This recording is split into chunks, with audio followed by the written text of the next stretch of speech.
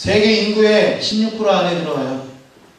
우리나라에서 한 달에 100만 원 받아가지고 생활한다. 1년에 1200만 원 연봉이다. 그러면 가난한 축이 들어가죠. 못 사는 축이 들어가죠.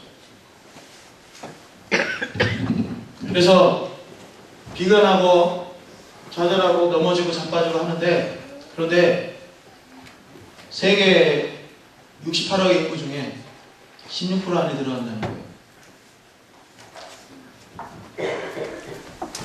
저는 이 수치를 보고도 놀랐어요.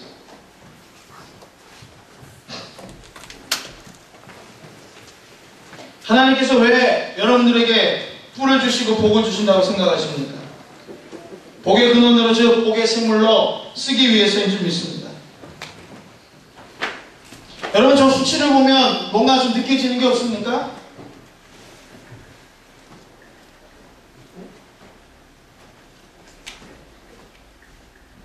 (16%가) 16% 안에 들어간다면 나머지 몇 프로죠?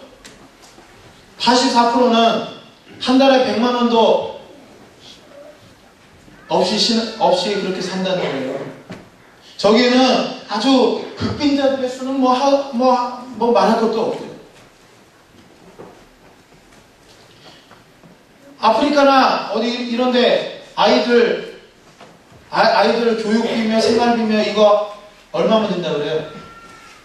한 달에 3만 원이면 아이 하나를 후원할 수 있다 그러죠? 거기에 뭐 생필품, 생활비, 교육비 다 들어간대요. 한 아이당 3만 원이면. 그럼 하루에 이 지원, 다른 어떤 데서 지원받지 못한 아이들 하루에, 그런 가정들은 하루에 얼마씩 생활비를 쓰겠어요? 뭐 상상도 안 가죠. 우리가 사는 지역 반대편에는, 정부 반대편에는 좀 저렇게 극빈과 싸우는 그런 사람들이 있어요. 그런데 우리는 지금 내가 없는 것, 또 지금 내가 물질적으로 궁해서 좀 불편한 것, 그리고 상대적으로 다른 사람들은 호의호식하고 잘 사는 거 보면서, 그러면서 얼마나 우리 안에 감사가 사라져 가고 있는 거죠.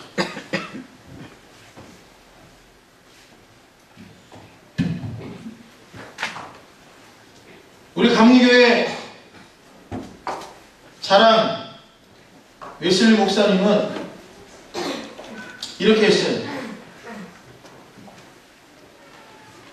그분은 당시에 신앙개혁운동을 일으켰을 때 우리가 은혜 받는 수단들이 여러 가지가 있는데 그 중에 하나가 뭐냐? 참 부재다. 그래서 감리교회 처음에 속회가 이제 우리 교회는 지금 가정교회지만 속회 모일 때마다 돈을 1센트씩 모아가지고 그걸로 부재 활동을 했습니다.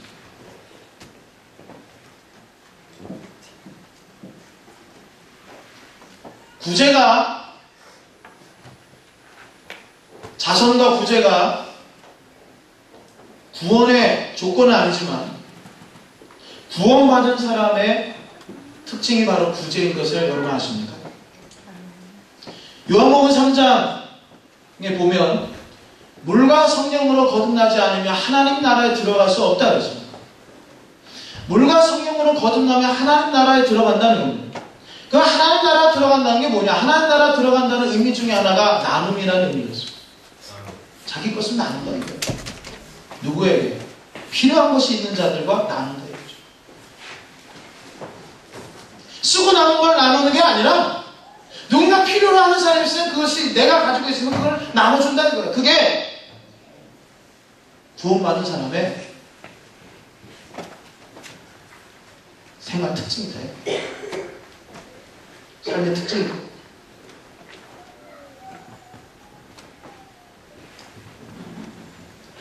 그래서 감리교는 처음부터 사회 구제 활동을 많이 했어요. 그리고 웨슬리 목사님은 이렇게 했습니다. 해가 바뀔 때마다 1년 동안 사는데 필요한 적정한 비용을 산정을 합니다. 첫 해에는 수입보다 지출이 많아서 그만큼 쪼개서 구제했습니다. 이듬해는 돈을 더 많이 벌어서 수입이 많아져서 그래서 수입보다 지출이 많았습니다. 수입이 더 많아져서 자기가 가지고 있는 생활 수준을 그대로 유지하면서 그러면서 덕분에 더 많이 베풀 수 있었습니다. 그리고 이런 원칙은 그의 평생에 무너지지 않았어요. 어느 해인가 요즘 돈으로 2억 원 상당의 수입이 생겼다고 합니다. 하지만 그는 2,400만 원을 벌어들인 것처럼 살았다고요. 그리고 결국 그 해에 1억 7,600만 원 정도의 재산을 가난한 자들에게 나누어 줄 수 있었다고 합니다. 여러분 상상을 해보십시오. 연봉 1억 원인 그리스도인이 1억 원짜리 라이프 스타일을 포기하고 작정하고 산다면 어떤 일이 발생하겠습니까?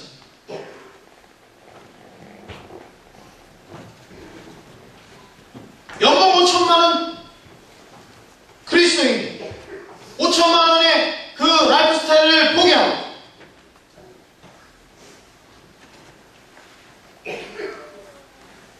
2,400만 원의 라이프 사이트를 고수하면서 그 나머지 비용을 구제하고 선교하는 데 사용할 수 있다면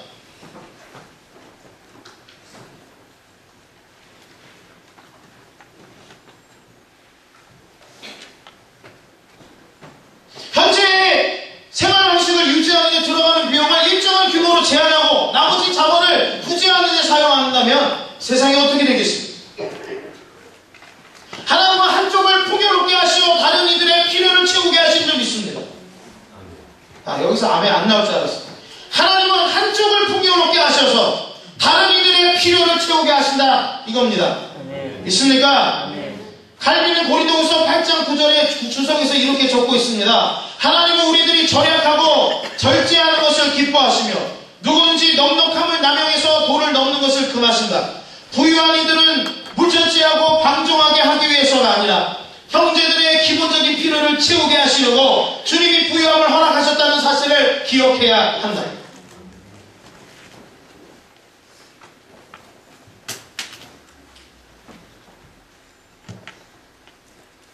하나님의 나라는 하나님 나라에서 성공하는 길, 하나님의 자녀로서 성공하는 길은 오르막이 아닙니다. 한없이 내려가는 길임을 깨달아야 할 것입니다. 소위 여러분들이 성공이라는 자리에 올라섰다 할지라도 또 그렇게 갔다 할지라도 또 뿔을 치었다 할지라도 스스로 뿔을 깎아내려 필요한 이들에게 나눠줄 수 있는 사람이라면 우리가 어떻게 교만할 수 있겠습니까? 뿔이 있어도 교만하지 않을 수 있어요. 그것은 하나님이 자기에게 강성하게 해주신 그 뿔을 깎아서 없는 자들과 나누는 필요한 자들에게 깎아서 나눠줄 수 있는 사람. 그 사람이 겸손한 사람이에요. 저는 몇 년 전에 소비에 대해서 필요냐 욕구냐 욕망이냐라는 기준으로 우리가 소비해야 된다라고 가르친 적이 있습니다. 정말 그거 내가 어떤 걸 하나 사려고 할 때 그것이 정말 나한테 필요한 것이냐 아니면 욕구와 욕망에 따라서 사려고 하는 거. 남들 산다고 하니까 다 사고 남들 있으니까 다 해야 되고 또 남들보다 더 좋은 거 해야 되고 하는 그런 욕구와 욕망에 따라서 내가 소비하냐 아니면 필요에 따라서 하냐. 그리스도인들은 어떻게 해야 된다고요? 필요에 따라서 해야 돼요. 왜? 우리는 천재. 내게 아닙니다.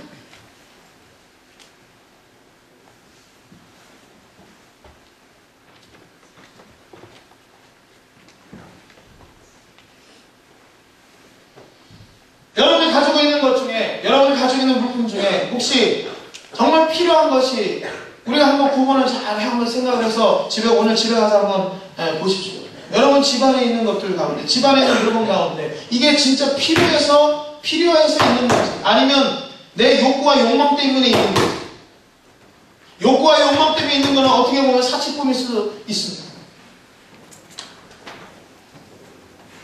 그렇다고 남들이 뭐 저 선물해 준 거 가지고 그거 갖다 버리라는 얘기는 아닌데, 어쨌든 간에 중요한 거는 내가 절제하지 않고 절약하지 않은 사람이 어떻게 하나님 나한테 부어주신 복을 다른 사람들하고 나눌 수 있겠어요? 우리는 한없이 욕망과 욕심에 따라서 소비하는 세대에 지금 살아가고 있습니다. 수입이 더 많아지면 더 좋은 거 하고 싶은 게 그게 우리들 마음이고, 그걸 부추기죠. 그걸 부추겨요. TV 광고 보십시오. 무슨 회사에 그 모델이 차가 없는 남자하고는 에이도 하지 말아라는 그런 암시가 들어있는 그런 광고도 있다고 그러는데,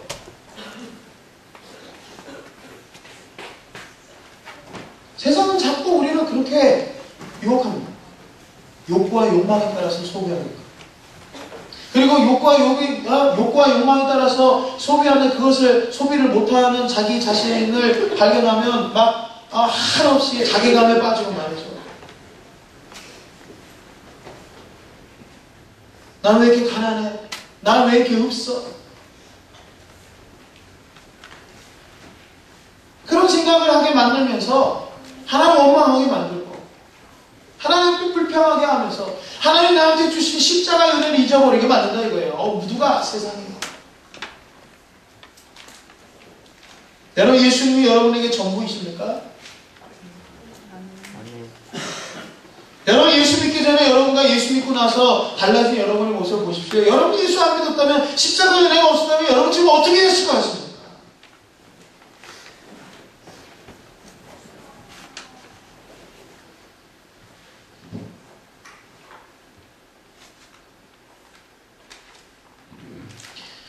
필요나 욕구냐 욕망이냐라는 기준으로 제가 소비해라라고 가르쳤는데, 이것은 청지기의 기본 마인드입니다. 자세입니다.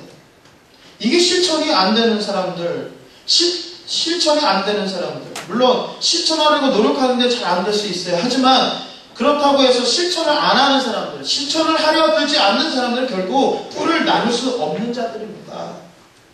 청지기가. 그렇다면 교만할 수 있는 가능성이 매우 농후한 분들입니다. 그리고 그들은 하나님의 미움을 받게 되죠. 심판과 저주의 대상이 된다는 겁니다. 하나님 기뻐하시는 인물은 겸손한 사람입니다.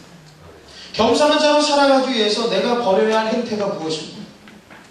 여러분은 당신은 지금 무엇을 목적으로 달려가고 있습니까? 당신이 살아가는 목적과 존재 이유가 과연 성경적입니까? 성경적이라고 생각하십니까? 그렇다면 당신은 지금 삶의 현장에서 만나는 이들에게 하나님의 말씀을 가르치고 있습니까? 복음을 전하고 있습니까? 그리고 복음과 말씀을 가르치기 위해서 열심히 배웁니까?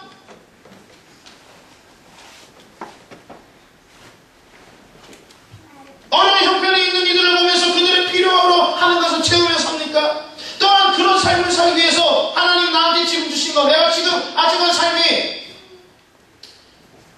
수입보다는 지출이 많은 그런 상황이지만, 그럼에도 불구하고 이 상황에서 내가 열심히 쪼개고 아껴 쓰면서 어떻게 하면 내가 하나님의 뜻에 맞게 이 물질을 사용할 수 있을까, 그렇게 고민하고 있습니다.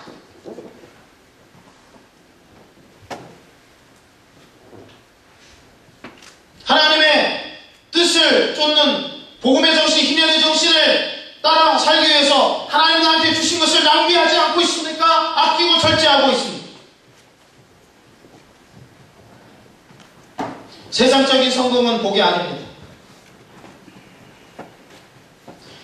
제가 세상적으로 성공해서 높은 자리에 올라가서 또 아니면 돈을 많이 벌어서 그래서 고용식하고 하는 그것이 과연 복입니까? 그게 하나님께서 여러분들의 모습을 보고, 야, 그래, 너 참 복받았구나, 너 잘됐구나, 그렇게 칭찬하실까요? 아닙니다. 하나님은